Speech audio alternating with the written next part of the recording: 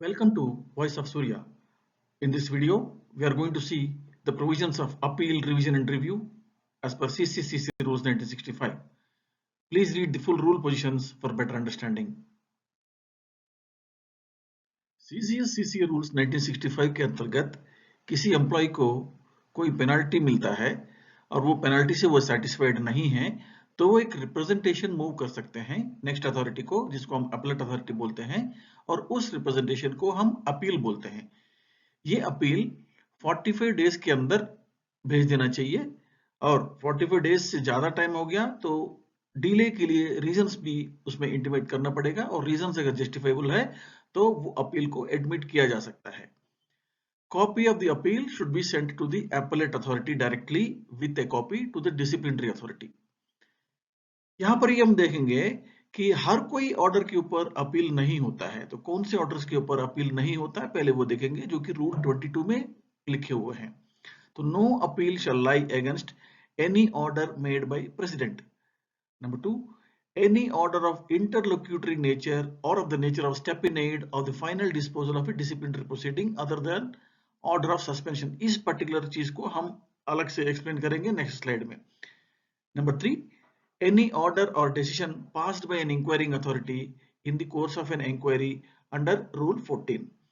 अब देखिए 3 कंडीशन में अपील नहीं होता है। तो पहला कंडीशन क्या है, प्रेसिडेंट ने अगर ऑर्डर बनाया तो उसके ऊपर अपील नहीं होता।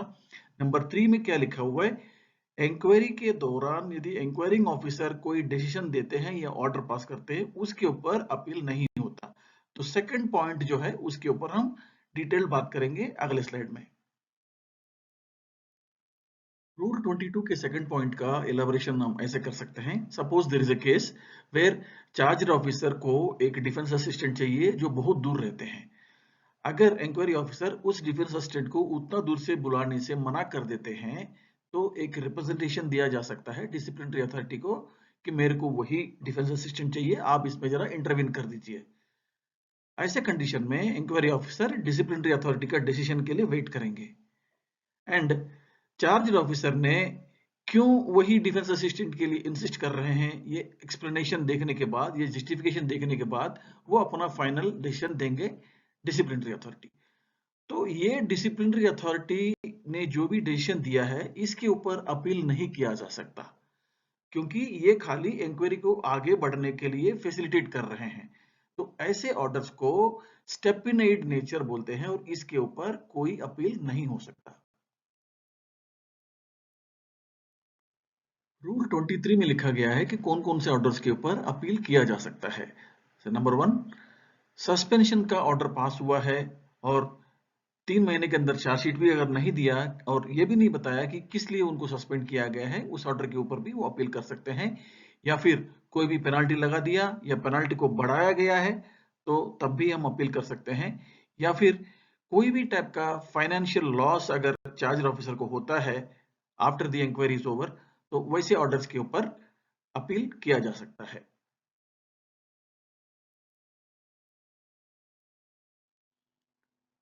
चाहे एम्प्लॉय वर्किंग हो या रिटायर्ड हो, रूल 24 के अंतर्गत अपीलेट अथॉरिटी को टाइम लिमिट के अंदर अपील कर सकते हैं।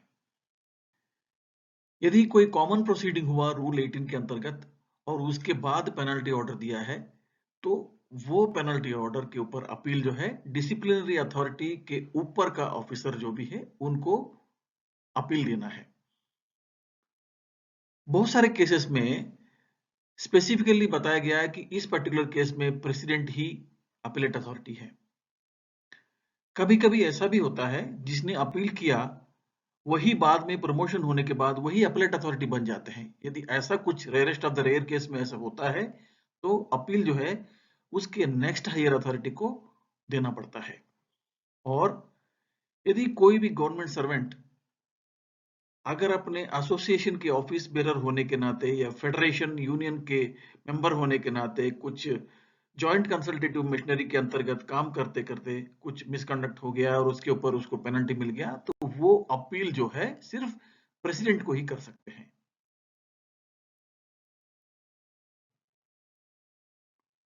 रूल 25 के हिसाब से पेनल्टी ऑर्डर के ऊपर अपील जो है 45 डेज के अंतर्गत होना चाहिए।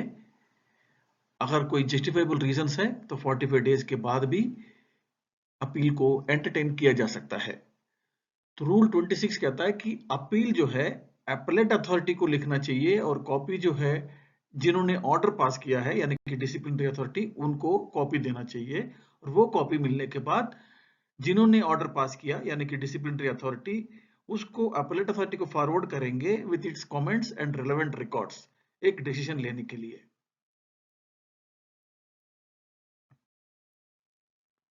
रूल 27 के हिसाब से अपीलेट अथॉरिटी अपील मिलने के बाद पहले ये देखेंगे कि इंक्वायरी का प्रोसीजर ठीक से फॉलो किया गया है या नहीं, या फिर जो वहां पर एविडेंस मिला है उसके हिसाब से जो पेनल्टी लगाया गया है या नहीं।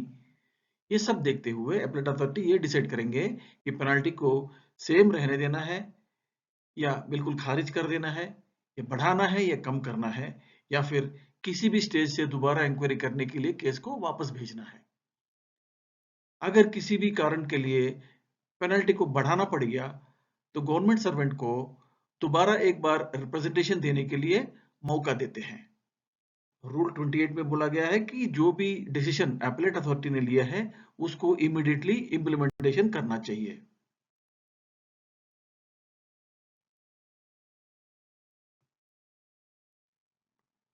रूल 29 के हिसाब से प्रेसिडेंट या फिर अपीलेट अथॉरिटी या फिर कोई स्पेसिफाइड अथॉरिटी जिनको हम रिविजनरी अथॉरिटी बोलेंगे, वो क्या करेंगे, अपने आप या फिर कोई पिटीशन मिलने के बाद रिकॉर्ड्स ऑफ इंक्वायरी को कॉल फॉर करेंगे और इससे पहले का जो ऑर्डर है उसको जरूरत पड़ी तो रिवाइज करेंगे।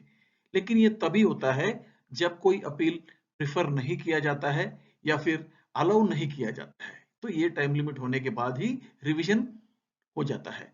तो रिविजनरी अथॉरिटी क्या करेंगे, सेम फिर वही बात, कंफर्म करेंगे सेम पेनल्टी को या मॉडिफाई करेंगे या टोटली क्वैश करेंगे ऑर्डर को, या फिर कोई दूसरा ऑर्डर अगर उनको पास करना है तो वो ऑर्डर भी रीजन के साथ पूरा का पूरा पास करते हुए केस को वापस कर सकते हैं।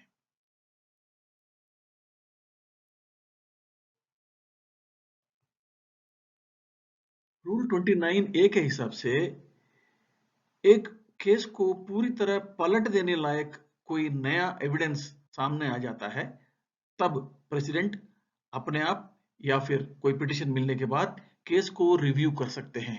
लेकिन इस बात का बिल्कुल ध्यान रखिए कि बिल्कुल कोई न्यू मटेरियल या न्यू एविडेंस सामने आ जाना चाहिए जो पहले अवेलेबल नहीं था या पहले प्रोड्यूस नहीं किया गया था, और उसका नेचर ऐसा होना चाहिए जो कि पूरा का पूरा वर्डिक्ट को उलट कर सकता है। इस रिव्यू के तहत अगर पेनल्टी को बढ़ाने की जरूरत पड़ गई प्रेसिडेंट को, तो उसके लिए पहले गवर्नमेंट एम्प्लॉय को एक मौका देते हैं कि एक वो रिप्रेजेंट सबमिट करे।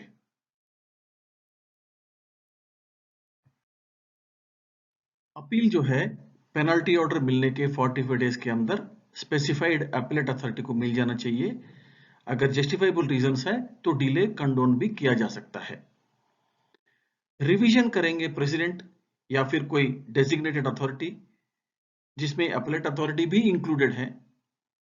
रिवीजन करेंगे अपने आप या फिर कोई पिटीशन मिलने के बाद। लेकिन रिवीजन तभी होता है जब कोई अपील प्रिफर नहीं किया गया या फिर अलाउ नहीं किया गया है, वो टाइम लिमिट के बाद ही हम रिवीजन करते हैं। रिव्यू करेंगे ओनली प्रेसिडेंट ऑफ इंडिया और डेजिग्नेटेड अथॉरिटी। रिव्यू तभी करेंगे जब कोई नया मटेरियल एविडेंस मिल जाता है जो केस के रूप को पलट सकता है, और ये जो एविडेंस जो है पहले ना तो प्रोड्यूस किया गया था या फिर अवेलेबल नहीं किया गया था पहले।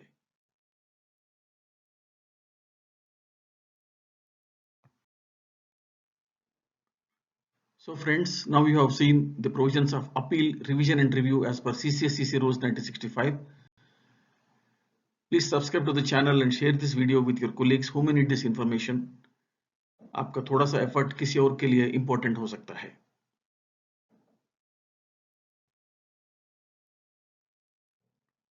Thank you very much for your time. With best wishes from Voice of Surya. Namaste. Jai Hind.